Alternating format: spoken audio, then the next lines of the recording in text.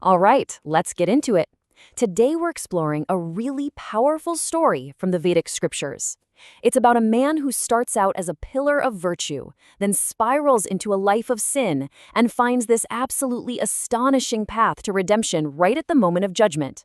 This is the incredible story of Ajāmila. So, at the very heart of this story, you have these two totally opposing forces. On one side, you've got the Yamadutas. They're the agents of judgment, and they're described as just hideous and cruel, carrying ropes to literally drag souls to face justice. But on the other side, you have the Vishnudutas, the messengers of divine grace. They're radiant, they're serene, and they show up to offer protection. And that's really the million-dollar question, isn't it? How does one person at the end of his life come face to face with both of these forces? Well, it all comes down to the extraordinary life of this man, Ajāmila, whose story is just this perfect case study in the cosmic laws of karma and mercy.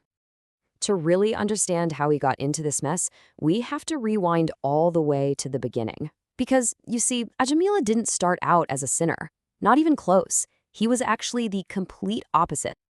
In his youth, Ajāmila was basically a walking checklist of every ideal quality you can imagine. As a well-trained Brahmana, he was part of the priestly, scholarly class. He was truthful, gentle, and had total control over his mind and senses. He was kind to everyone, respected his elders. I mean, he was truly a model of piety. But here's the thing, and this is a really crucial point from his early life. Even someone with all these amazing qualities is still vulnerable. And this story shows just how fragile a lifetime of good conduct can be when faced with the powerful forces of desire. For Ajāmila, that one moment, the one that changed everything, happened in the forest. He saw a man and a prostitute in this shameless embrace.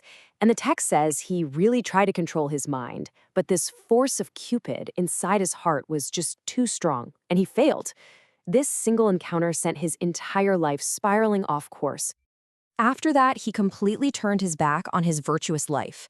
I mean, he left his wife, his elderly parents. He took the prostitute into his home, and he spent the rest of his very long life doing all sorts of sinful things just to support her and their 10 children. Okay, now let's fast forward. We're going to skip through decades of this degraded life and go right to the very, very end. So, picture this. Ajāmila is now 88 years old. After all those decades of living this way, he's lying on his deathbed. And what's on his mind? Not regret, not piety, but only his youngest and most beloved son. And right at that moment, he saw them. 3 terrifying figures.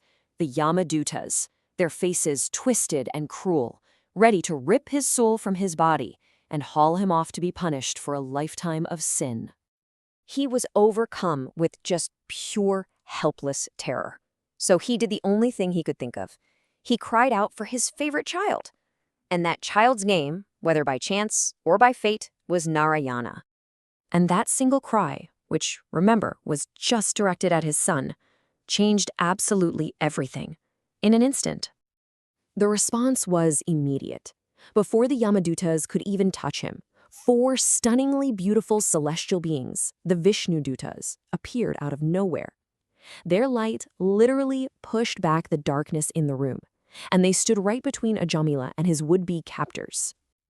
So what happened next wasn't some big battle with weapons. It was this profound debate, like a cosmic courtroom drama, about the very nature of dharma, sin, and divine law.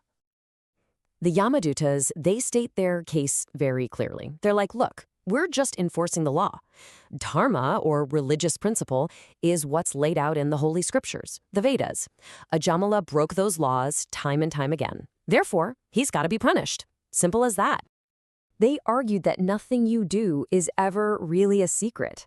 You know, all these elements and beings, they're cosmic witnesses. The sun, the moon, the sky, the land, even the supersoul within your own heart.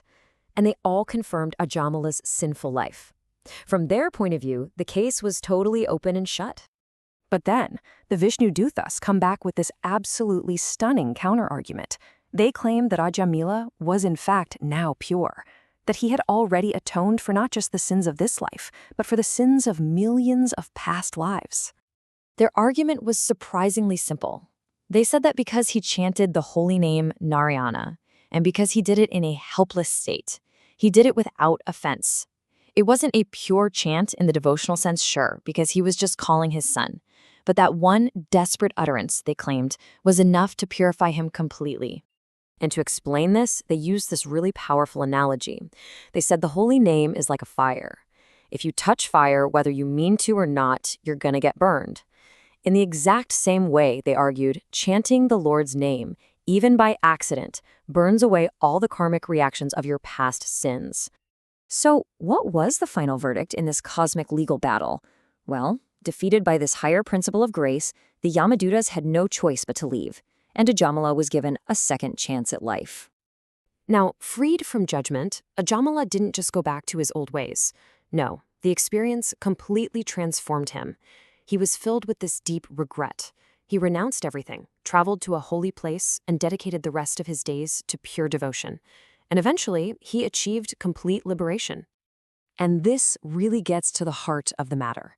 It highlights the incredible power the scriptures give to the holy name.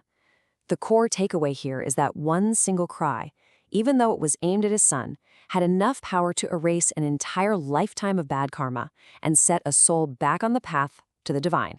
And that leaves us with this final, really powerful thought to chew on. If an unintentional, helpless chant can have such a profound, life-altering effect, the story really forces us to ask, what then is the potential power of chanting with full awareness, with faith, and with real devotion?